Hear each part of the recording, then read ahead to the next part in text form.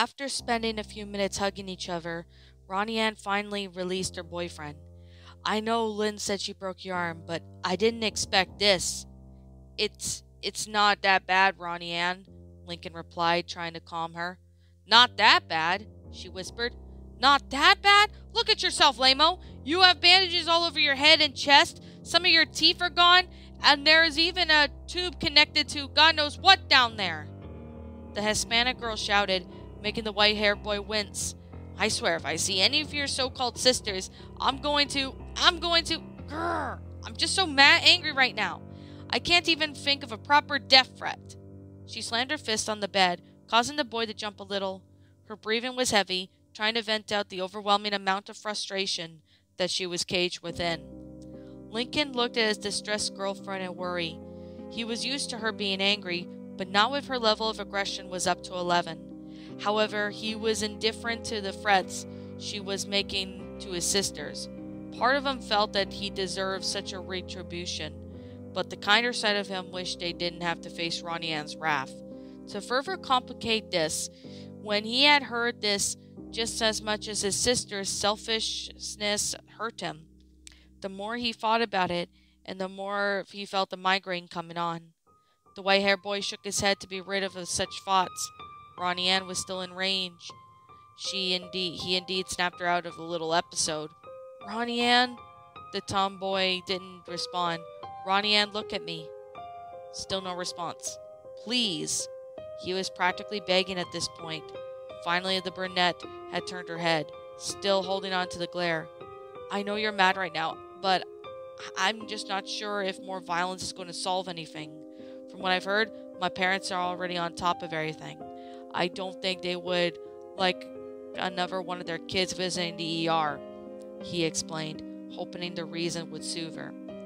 In her mind, Ronnie Ann couldn't believe what she was hearing. After being sent to the clinic, she still held some sort of level of compassion for his siblings. The girl would probably never understand why Lincoln wasn't angry, but she wished that he grew his spine, stood up for himself.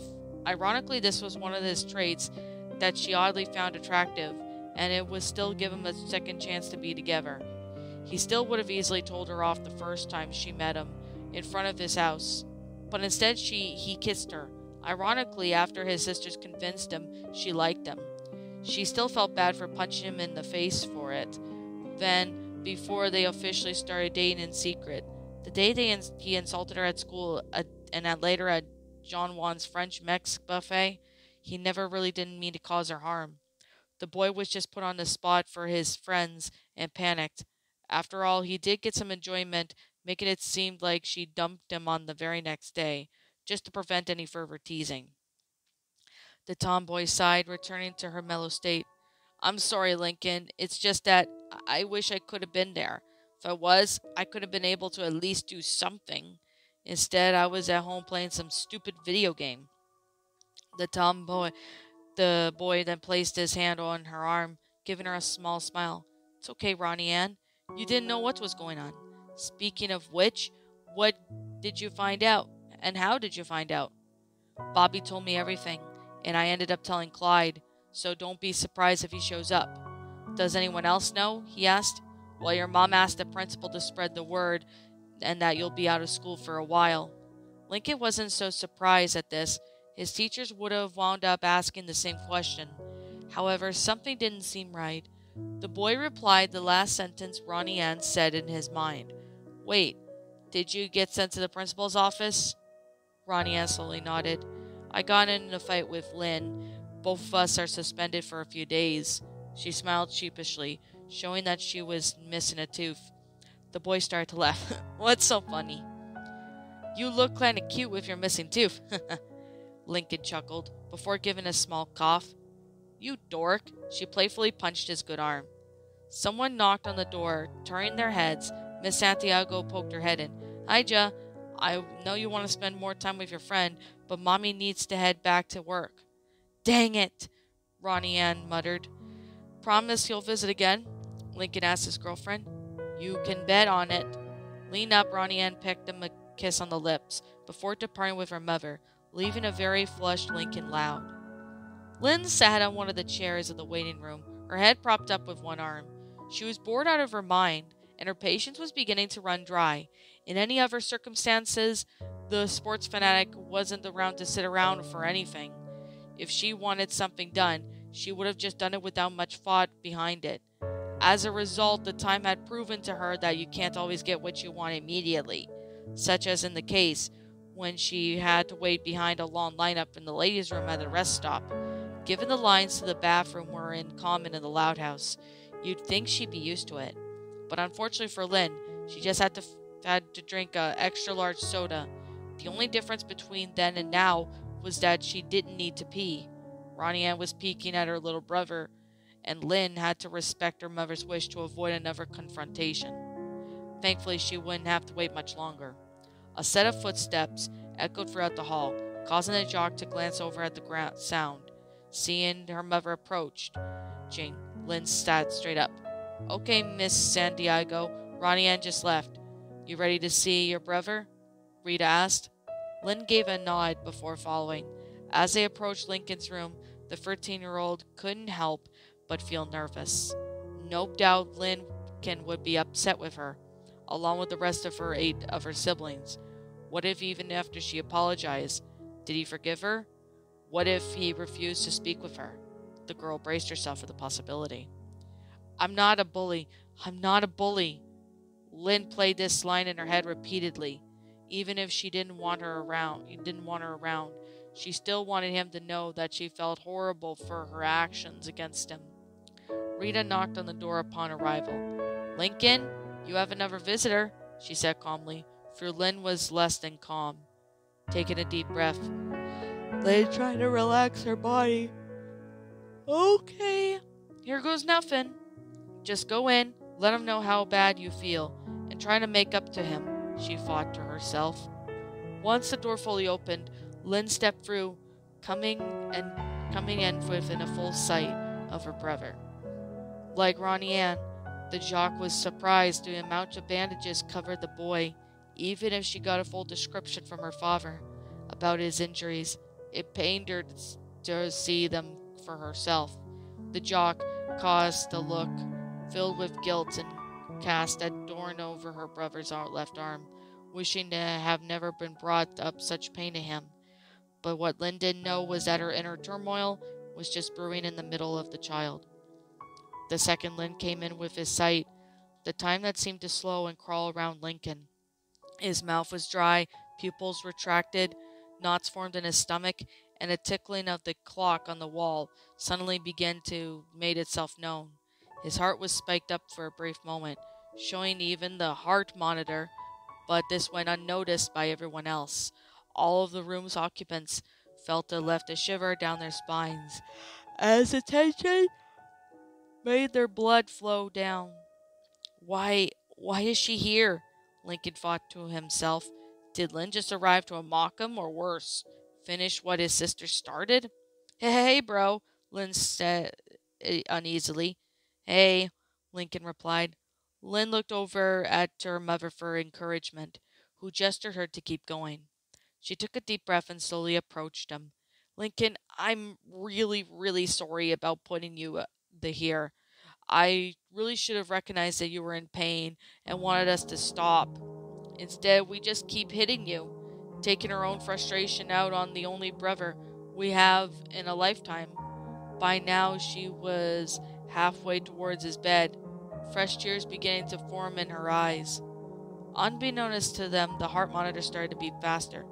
The reason why you have a broken arm, I'm the one who did it. I should have known better than to hurt you like that, but I just couldn't stop myself. Lynn was beginning to cry, guilt spilling all over each word.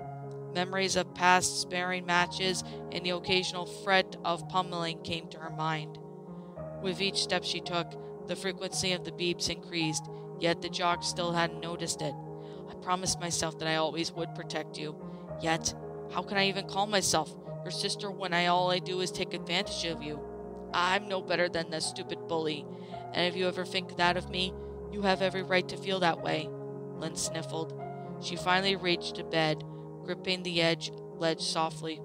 The heart monitor pings increased, to the point where it was the loudest in the room yet.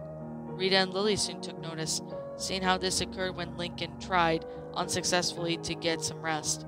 "Lynn, sweetie, I think you should back away from your brother."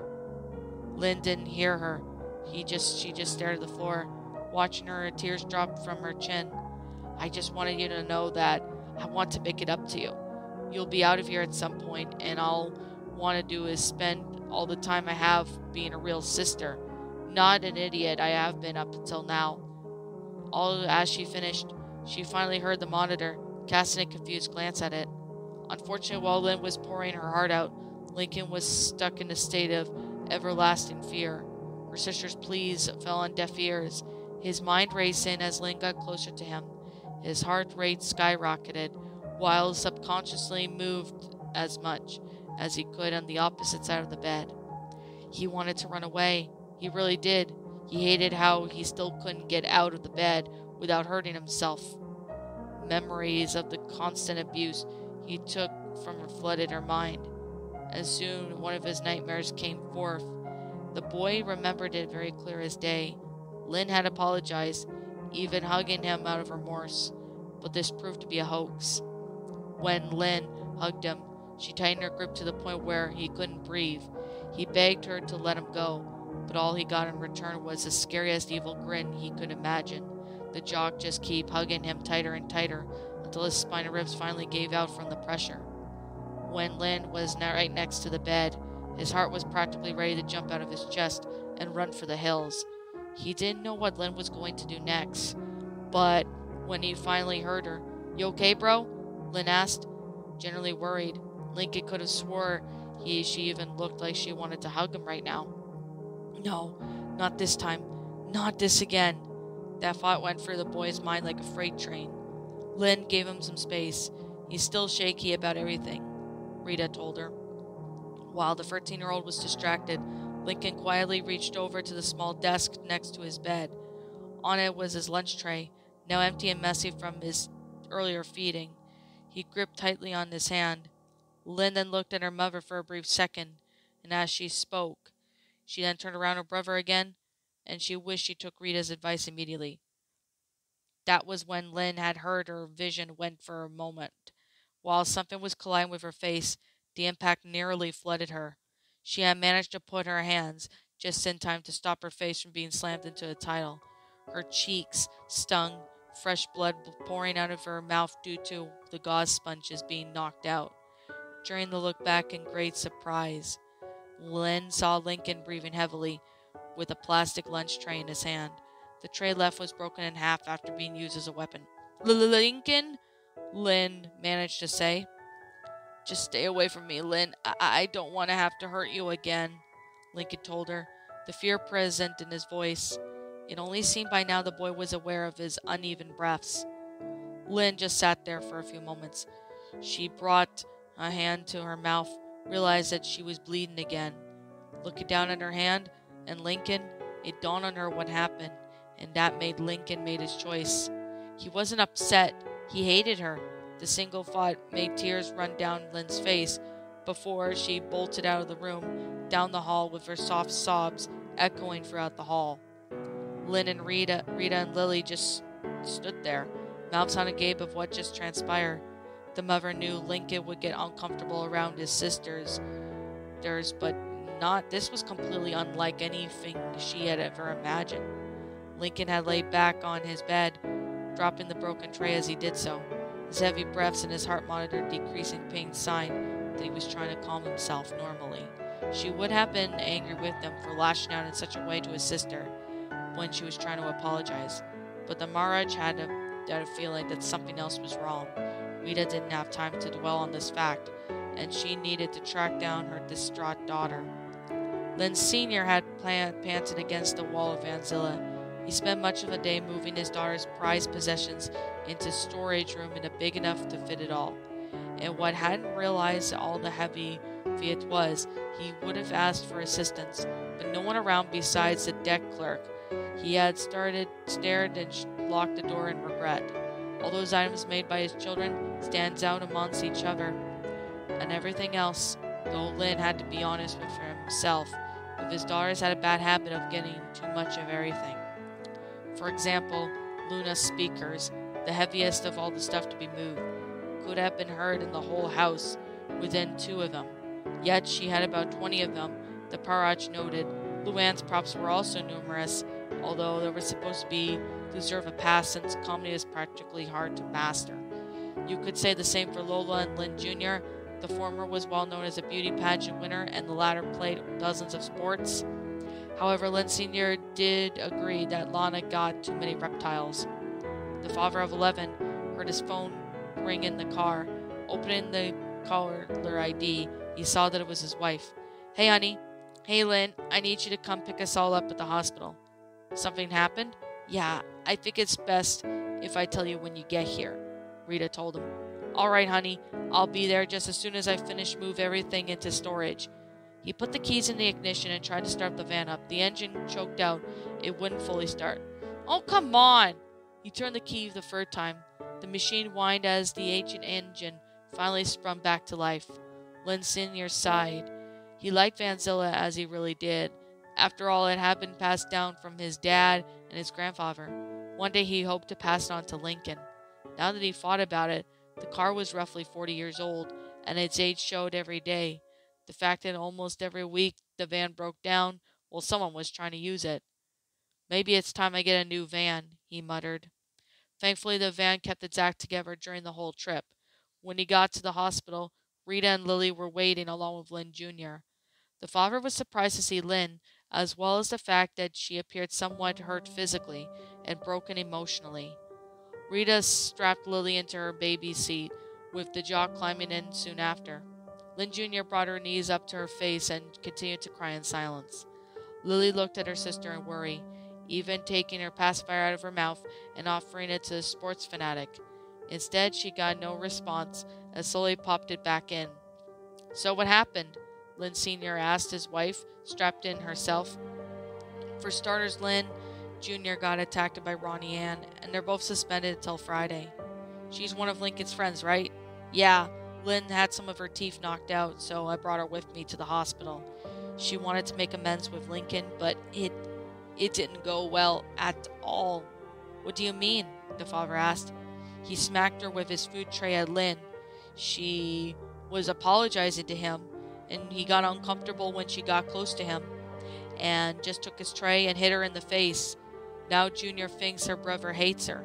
"Geez," the father grimaced. "I'm worried, Lynn. I want our daughters to make amends with Lincoln too, but I'm afraid he might act the same way he did with Junior, or worse," Rita explained, her distress very clear. "Do you think a doctor might be able to figure out what's going on?" "I pray that one does. Otherwise, I just don't know what we're going to do." Clyde sat back in the back of his family's car, staring at the houses passes by its windows. Both dads were in the seats. The McBride family was going to visit a certain someone in the hospital before visiting hours were done, but Clyde wanted to stop by the Loud House first. He knew being stuck in the hospital could get boring. He wasn't sure if Lincoln had something to keep himself occupied. So as his friend, the boy only knew that Lincoln could never say no to Ace Savvy. After telling the whole story to his parents, Clyde was bringing the comics that he owned, as well as Lincoln, and he knew he had to make him feel better. The African-American child was rather surprised when Harold stated they arrived early. Usually the noise from the house could be heard a few blocks away, living up to its name, but now it was eerily quiet. Vanzilla was parked in the driveway, and the lights were on, so someone had to be home. "Thanks, Dad. I'll be there just for a few minutes," Clyde said as he got out. "Be careful, dear. You have your inhaler with you, right?" Howard asked in worry. Clyde then pulled it out of his pocket for a brief moment before showing it. The boy walked up to the door and nodded. He would have used the doorbell, but grimly remembered the last time it happened. After a few moments of waiting, Clyde heard footsteps into the house before the door swung open, revealing Luna. Instead of her normal cheery self, the rocker was quite moody and depressed. She wasn't even in her usual attire, just plain white shirt and baggy pants. "Hey, Clyde," she stated. "Hey, Luna." He sniffed a little. This is kind of hard to say. I know what happened around here yesterday, but I'm not going to badger about it. I just want to know if I can grab some of Lincoln's comics in his room. Go ahead, no one's been in his room, or will be for that matter, Luna told him dejectfully before going upstairs. Clyde thanked her before stepping into the house. Looking around, he spotted Lola sleeping on the couch. Instead of a princess gown and tiara, she was wearing a plain blue t-shirt with white pants. And aside from that, nothing seemed out of the ordinary. Just couldn't believe how quiet she was. The boy could even hear Luann writing something in the dining room. Peeking, he saw what appeared to be she's just as moody as Luna, with her hair still down, and he was still sure that she wasn't even thinking of any jokes, due to the fact that he could see her math book on the table. Lisa was there too, trying to help her understand a few equations. The brains of the family didn't seem to change much at all. The two of them gave a quick glance before resuming their activity. Going up the stairs, he was now in the amphitheater where the loudest of sounds of the house and the hallways originate.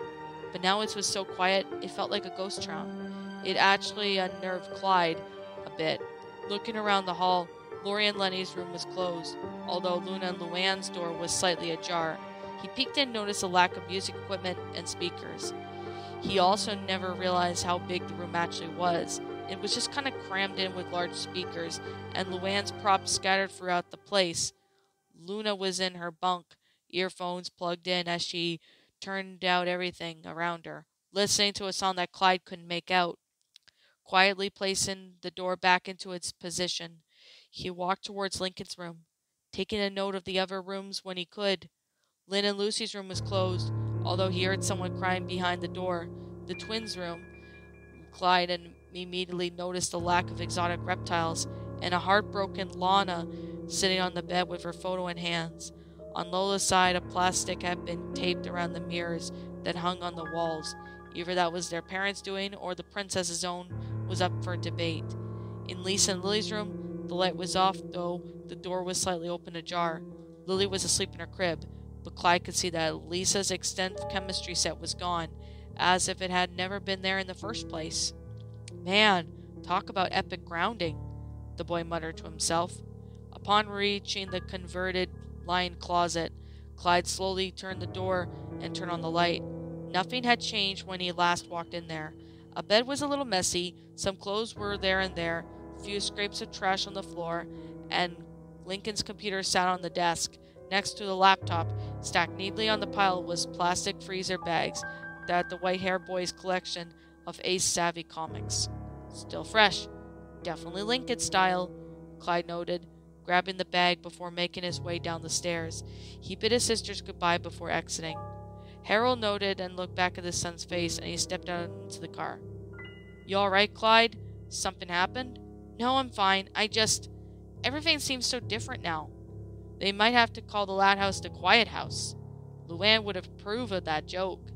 Oh dear, you're not going to have another fear about that change, are you? Howard asked. No, Dad, I'm just worried. Well, you could say those ruffians got their punishment. It might be for the best, Harold noted. Maybe for most, but probably not for the Louds, Clyde stated, casting a sad glance at the Loud House through the rear mirror.